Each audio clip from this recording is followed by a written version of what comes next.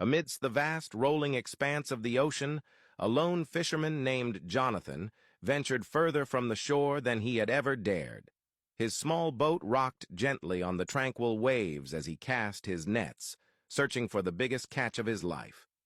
The day wore on, and as the sun dipped below the horizon, Jonathan realized he had drifted far from familiar waters.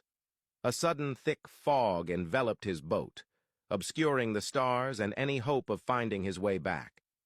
Panic began to gnaw at his heart as he realized he was utterly lost at sea. For days he drifted through the disorienting fog, with only meager rations to sustain him. Hunger gnawed at his stomach and thirst parched his throat. Just when hope was slipping away, a strange, luminescent glow broke through the haze. Jonathan, desperate for any sign of life, steered his boat towards it. The source of the eerie light proved even more unsettling.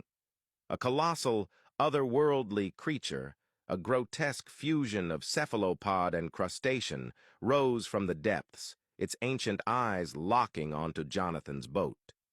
The very sight of it sent shivers down his spine, and he knew he had strayed into the domain of cosmic horrors. Paralyzed by the gaze of the monstrous entity, Jonathan awoke from a fitful sleep in a place that defied reason.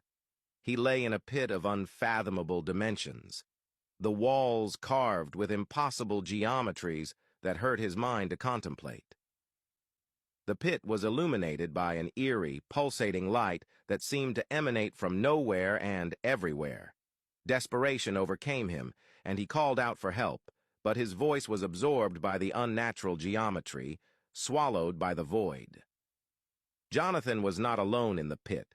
Grotesque, half-human, half-fish monstrosities gibbered and writhed in the shadows. As he tried to comprehend the incomprehensible, the realization dawned upon him. He had been drawn into a dimension where the laws of reality were perverted beyond recognition. He was trapped in a nightmarish abyss, far removed from the world he knew. The story ends with Jonathan, whispering madly to himself, no longer sure of his own humanity. As he gazes into the shifting walls of the pit, he becomes aware of an unsettling presence lurking just beyond his understanding, a presence that exudes an insidious malevolence. The cosmic horrors had claimed him, and there was no hope in sight, only the promise of further incomprehensible terrors to come.